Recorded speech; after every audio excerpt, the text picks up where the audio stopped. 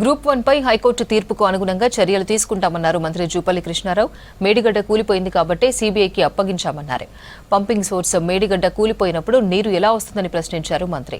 గోదావరి వాటర్ను ఎల్లంపల్లి ద్వారా ఉపయోగించుకుంటున్నామని చెప్పారు. చర్లపల్లి డ్రగ్స్ కేసులో ఫార్మాకు చెందిన అంశమన్నారు. ఆ కేసు డ్రగ్ కంట్రోల్ అడ్మినిస్ట్రేషన్ పరిధిలో ఉంటుందని తెలిపారు. పూర్తి స్థాయిలో ఆధారాలు వచ్చిన తర్వాత బాధ్యులపై చర్యలు తీసుకుంటామన్నారు మంత్రి జూపల్లి. ఆర్డర్ను ఏదైతే కోర్టు ఆర్డర్ ఇచ్చిందో వాటిని కోర్టు ఆర్డర్కి అనుగుణంగా రీవాల్యుయేషన్ రీవెరిఫికేషన్ ప్రాసెస్ అనేది చేసే కార్యక్రమం చేయడం జరుగుతుంది. So have to avoid by the law. Court ఇచ్చినప్పుడు మనం పాటించాలి కదా.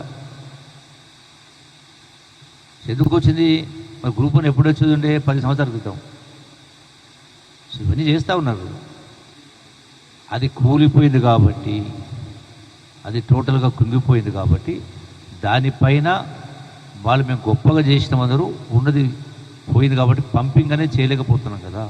సో దానిపైనే విచారణకు ఇవ్వడం జరిగింది. ఆ విచారణ ప్రకారం గోల్స్ కమిషన్ రిపోర్ట్ ప్రకారం ముందుకెళ్ళే కార్యక్రమం జరుగుతూ ఉంది. బట్ సోర్స్ అనేది పంపింగ్ సోర్స్ అనేది మేడిగడ్డనే కదా. పంపింగే కానప్పుడు మిగతావన్నీ కూడా నిరుపయోగం అవుతాయి కదా. ఇప్పుడు పంపింగ్ అనేది మేడిగడ్డ కాడ పంపింగ్ కానప్పుడు మేడిగడ్డ అయినా సుందిళ్ళైనా అన్నారమైనా అక్కడ వాటర్ రాదు కదా. మిగతా నెట్వర్క్ ఏదైనా ఉన్నా కూడా అంటే ఈ మేడిగడ్డ నుంచి కాళేశ్వరం నుంచి సోర్స్ వాటర్ తీసుకోకుండా కూడా గోదావరి వాటర్ నుంచి ఏదైతే